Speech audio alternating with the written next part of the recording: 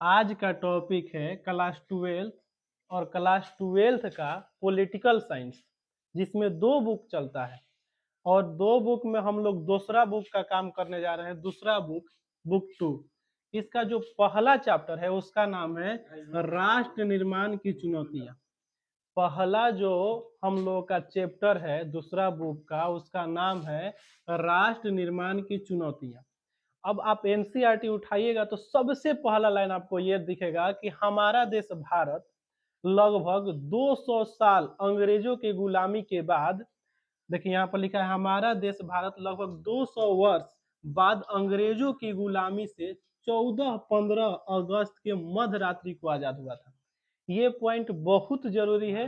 ये याद रखना चाहिए कि हम लोगों का जो देश आजाद हुआ था वह 14-15 के रात्रि को दिन हुआ था, रात में हुआ था, सॉरी दिन नहीं, रात में, मध्य रात में, यानी कि आधा रात को। आप 12 बजे भी मान सकते हैं और उससे पहले भी मान सकते हैं। 12 बजे भी आप मान सकते हैं, उससे पहले भी मान सकते हैं, थोड़ा बहुत इधर उधर हो जाता है।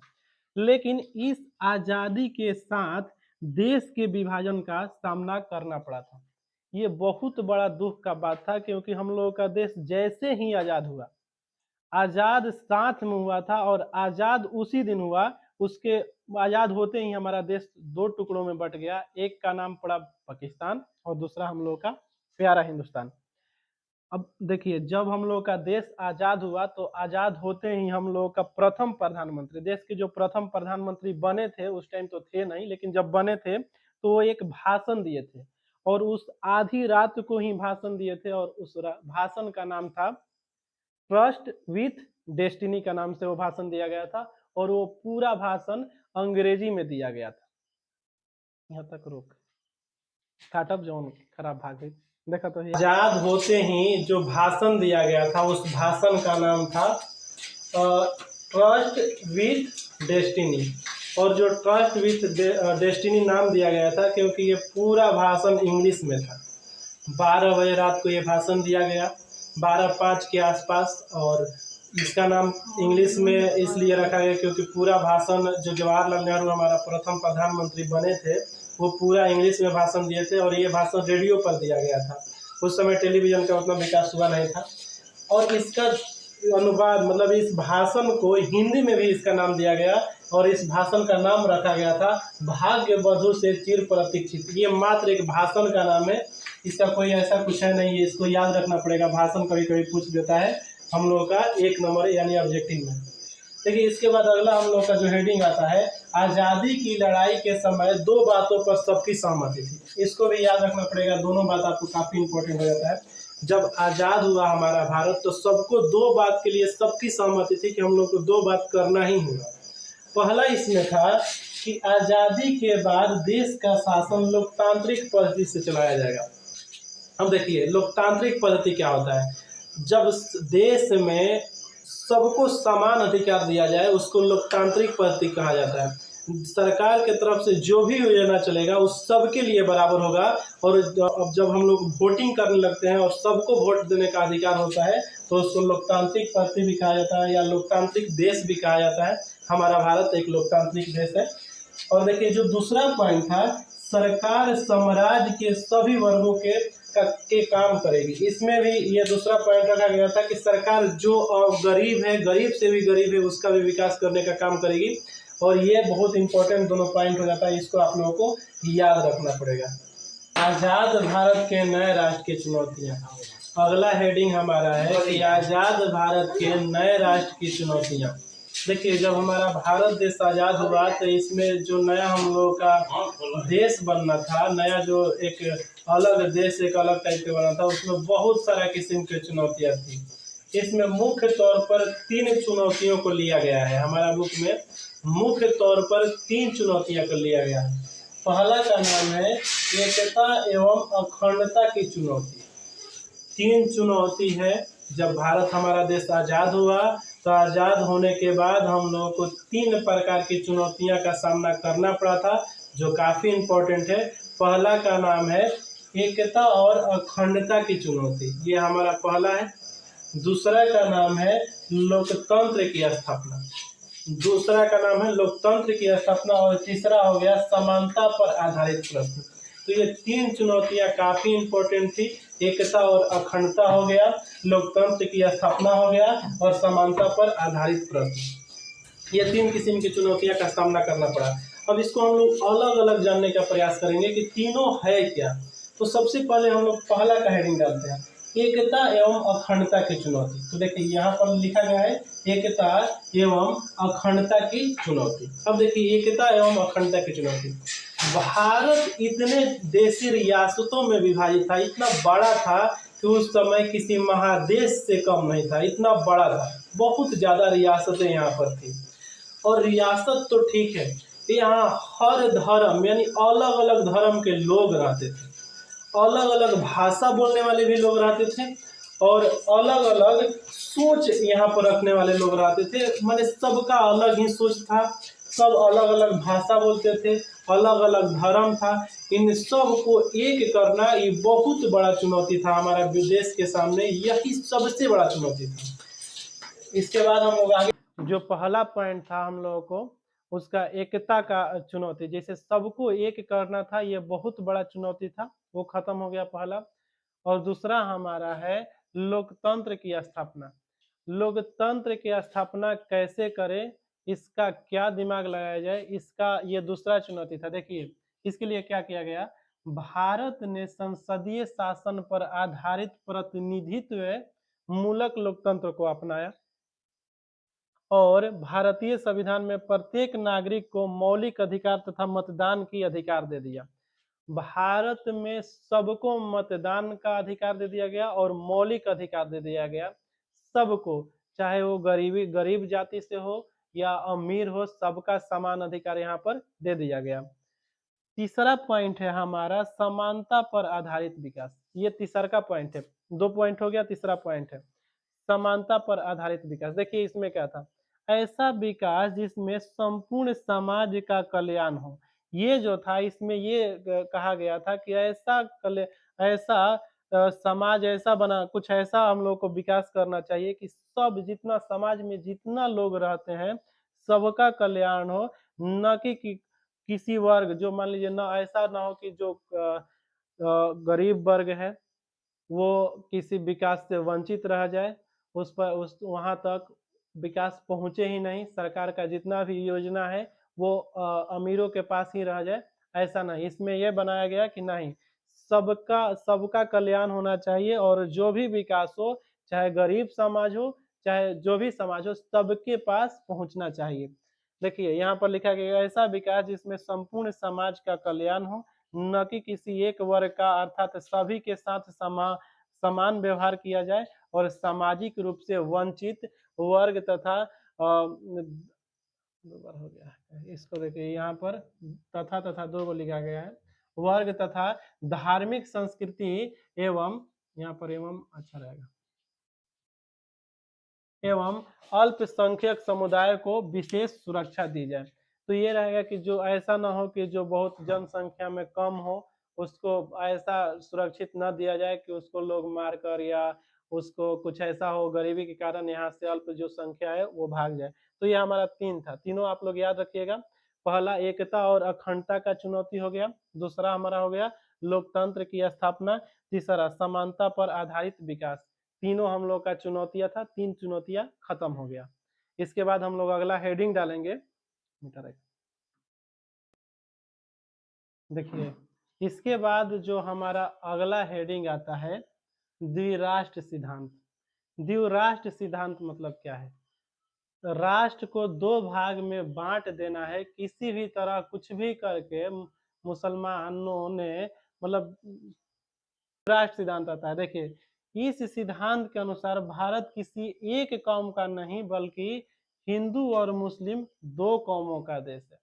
जब द्विराष्ट्र सिद्धांत आया तो द्विराष्ट्र सिद्धांत में ये देखा गया कि बोला गया कि देखिए भारत किसी एक कौम का देश नहीं है, भारत दो कौम का देश, मुसलमानों के तरफ से मांग किया गया कि भारत दो कौम का देश है, एक तो हिंदू है और दूसरा मुसलमान है, तो दो कौम का भारत देश है।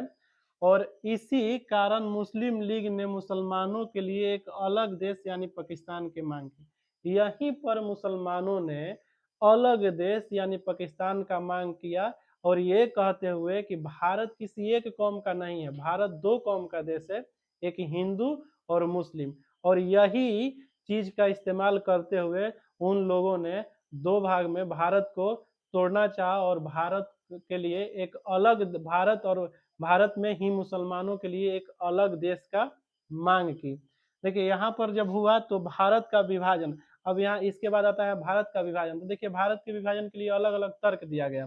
पहला तर्क था मुस्लिम लीग ने द्विराष्ट्र सिद्धांत को अपनाया, तर्क दिया कि भारत किसी चार कौम का देश नहीं है, भारत सिर्फ दो कौम का देश है, सिर्फ हिंदू और मुस्लिम। देखिए इसी में बोला गया कि ये पॉइंट, यही वाला पॉइंट को दोहराया गया है। भारत के विभाजन में भी इसको लिखना पड़ेगा, अगर पूछता है 5 नंबर में आपको, अगर बोर्ड एग्जाम में 5 नंबर में पूछता है कि भारत के विभाजन विभाजन पे दो टिप्पणी करे या भारत का विभाजन के बारे में 4 लाइन लिखे या जो भी ऐसा आएगा, तो आपको 5 नंबर में अगर पूछता है तो इसको लिखना पड़ेगा। तो देखिए इसमें पहला लाइन है कि मुस्लिम लीग ने द्विराष्ट्र सिद्धांत को अपनाया। उन लोग मुस्लिम लीग को लगा कि भारत को दो भाग में बांट दिया जाए। तर्क दिया कि भारत किसी चार कौम का देश नहीं है, भारत सिर्फ दो कौम का देश है। उन लोगों ने बताया ये बात को कि भारत चार कौम का नहीं है, मतलब भारत चार गो धर्म का नहीं है। कौम मतलब धर्म है, तो भारत चार धर्म का नहीं है। हालांकि इसमें भारत में बहुत सारे धर्म के लोग रहते हैं, लेकिन उन सब का जनसंख्या काफी कम है। यहाँ पर दो मेजर धर्म था, एक था हिंदू और दो नंबर पे आता था मुस्लिम। तो उन लोगों ने हिंदू और मुस्लिम कहा कि दो ही कौम है, एक हिंदू है और दूसरा मुस्लिम है। इसलिए मुस्लिम लीग ने मुसलमानों के लिए अलग देश यानी पाकिस्तान की मांग की। तो यही कारण था। और इसमें और भी आगे पॉइंट आएगा। तो पहला पॉइंट ये था कि देवराष्ट्र सिद्धांत में कहा गया कि भारत सिर्फ और सिर्फ दो कौम का है, एक हिंदू और एक मुस्लिम, और दो कौम का है इसलिए इसको दो भाग में बांट दिया जाए, मुसलमानों के लिए एक अलग सा देश बनाया जाए जिसका नाम रखा गया पाकिस्तान। आप लोग इसका स्क्रीनशॉट ले लीजिए, फिर आप लोग बाद में इसको लिख लीजिएगा।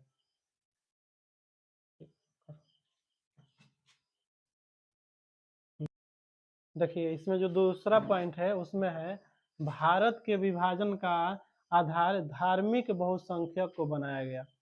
भारत का जो विभाजन था वो मेन आधार बनाया गया था, वो धार्मिक बहुसंख्यक को बनाया गया।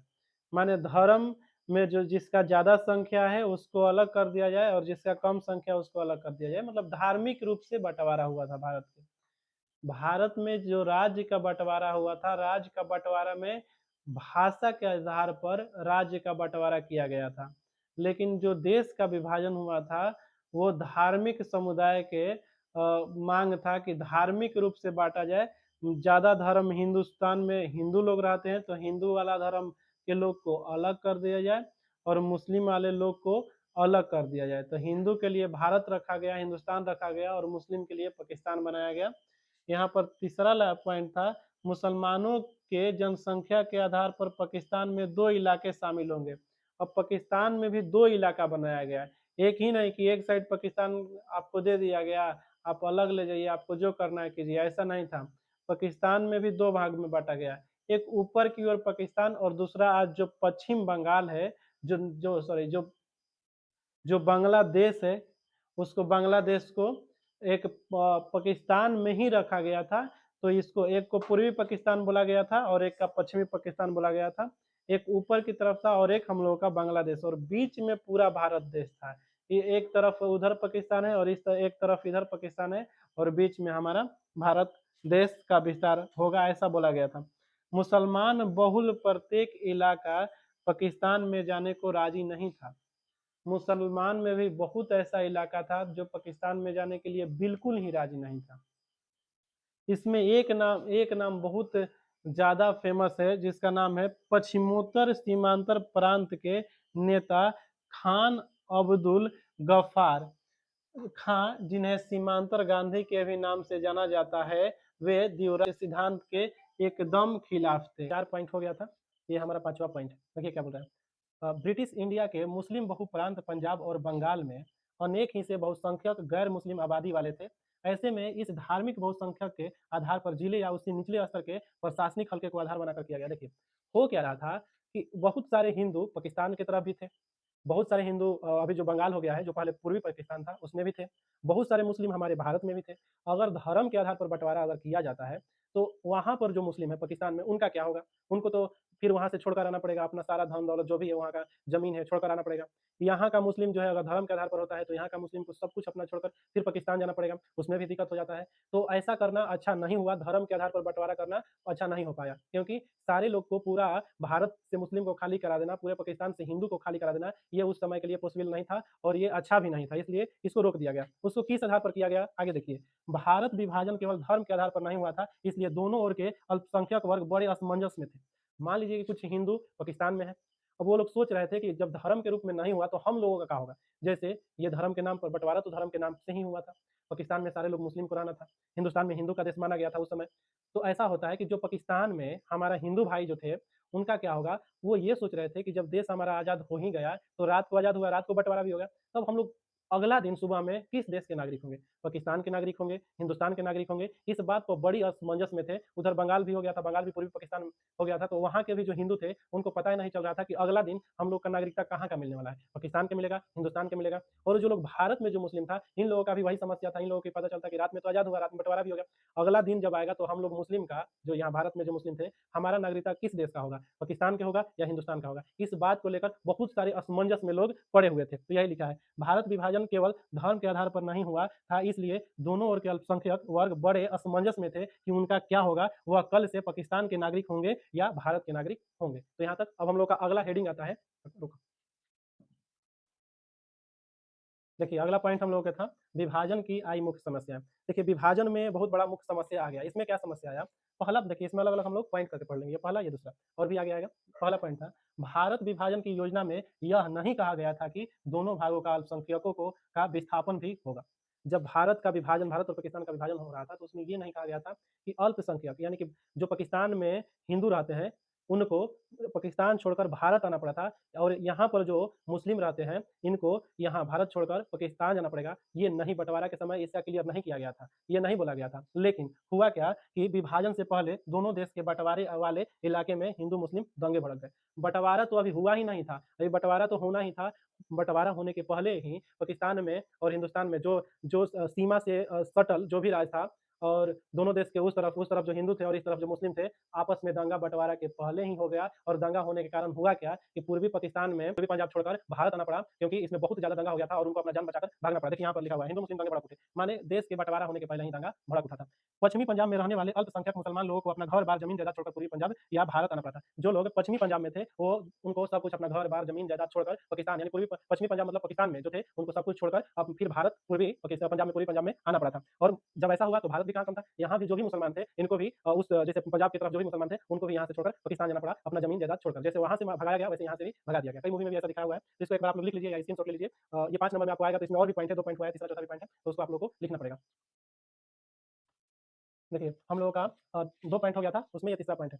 देखिए, इसमें क्या है कि विभाजन की प्रक्रिया में भारत के भूमि का ही बँटवारा नहीं हुआ, बल्कि भारत की संपदा का भी बँटवारा हो गया। ज़ाहिर-सी बात है, जब बँटवारा होता है तो केवल भूमि का बँटवारा नहीं होता है, संपदा का भी बँटवारा हो जाता है। हम लोग की तरफ जो भी संपदा है, उन लोगों के पास जो भी संपदा है, दोनों 2 भाग में बँट गया, नहीं तो दोनों एक ही में रहता, एक ही जैसा माना जाता, तो भूमि के साथ-साथ संपदा का भी बँटवारा हो गया। आज़ादी एवं विभाजन के कारण भारत को विरासत के रूप में शरणार्थियों के रूप में पुनर्वास की समस्या मिली। अब देखिए, जब बँटवारा हुआ तो भारत को विरासत के रूप में शरणार्थी मिले। शरणार्थी मतलब क्या होता है कि मान लीजिए कि जो लोग पाकिस्तान में हैं, उनका ज़मीन-जायदाद भी पाकिस्तान में है, वहाँ से जब दंगा हुआ तो वहाँ से मारा गया, तो वो लोग वहाँ से भाग आए। जब भाग कर आए तो यहाँ पर तो कुछ लेकर नहीं आए, तो यहाँ पर तो उनका कुछ है भी नहीं। अब क्या होता है कि जब उन लोगों को रहना होगा यहाँ पर तो उसको शरणार्थी कहा जाएगा और शरणार्थी भारत में बहुत सारे आए वहाँ से दंगा के कारण। तो यहाँ पर हुआ कि देखिए, यहाँ पर लिखा था, भारत को विरासत के रूप में शरणार्थियों के पुनर्वास की समस्या मिली। पुनर्वास यहाँ पर हुआ। अब देखिए, लोगों के पुनर्वास को बड़े ही संयम ढंग से व्यावहारिक रूप में प्रदान किया गया। अब ऐसा नहीं है कि जो भाग कर आया उसको भगा दीजिएगा, उसको बड़ी अच्छा से संयम ढंग से उसको रखा गया भारत में और व्यावहारिक रूप में उसको संयम प्रदान किया गया, संयम ढंग से कि शांति से रहो, कोई दिक्कत है नहीं। शरणार्थियों के पुनर्वास के लिए सर्वप्रथम एक पुनर्वास मंत्रालय बनाया गया। अब देखिए, भारत में जब वो लोग आए तो उनके लिए एक अलग से मंत्रालय बनाया गया, जिसका नाम रखा गया पुनर्वास मंत्रालय। ये पुनर्वास मंत्रालय सिर्फ और सिर्फ शरणार्थियों के लिए बनाया गया था। तो इसमें हम लोग का 4 पॉइंट था, 4 पॉइंट में हम लोग चारों पॉइंट कवर कर लिए। अब देखिए, इसके बाद जो भी अगला अगला हम लोग पढ़ेंगे अगला क्लास में, ये हमारा मतलब दूसरा बुक 2 का ये पार्ट 1 था। ये बुक 2 का जो हम लोग का हम लोग जो पार्ट पढ़ रहे थे, पहला पार्ट, तो पार्ट हम लोग का 1 का ये पहला पार्ट था। तो पहला पार्ट हमारा हो गया है। अब हम लोग दूसरा पार्ट अलग दूसरा वीडियो में पढ़ेंगे, वो कल आ जाएगा। तो आप लोग क्या कीजिएगा कि इसको एक बार स्क्रीनशॉट ले लीजिए और इसको एक बार आप लोग ढंग से पढ़िएगा और रिवाइज़ करते रहिएगा। ये बोर्ड परीक्षा के लिए 12th के लिए बहुत ज़्यादा इंपॉर्टेंट है। इसको आप करके जाइएगा तो आपको पूरा से पूरा जितना आएगा क्वेश्चन उतना आप 2 नंबर वाला, 5 नंबर वाला आप कर सकते हैं। और ये जब खत्म हो जाएगा तो इसमें हम लोग फिर 1 नंबर ऑब्जेक्टिव जो भी आता है इस पार्ट से उसको हम लोग कवर कर लेंगे। तो आज हम लोग का यहीं पर रहेगा और अगला हम लोग स्टार्ट करेंगे विभाजन का परिणाम। अगला हमारा जो होगा वो होगा विभाजन का परिणाम। देखिए यहाँ पर लिख लेते हैं, विभाजन का परिणाम। ये हमारा अगला टॉपिक होगा। इसी में अगला हेडिंग करके हम लोग लिखेंगे इसको विभाजन का परिणाम और ये हम लोग कल पढ़ेंगे। ठीक है, तो आज यहीं पर रहेगा।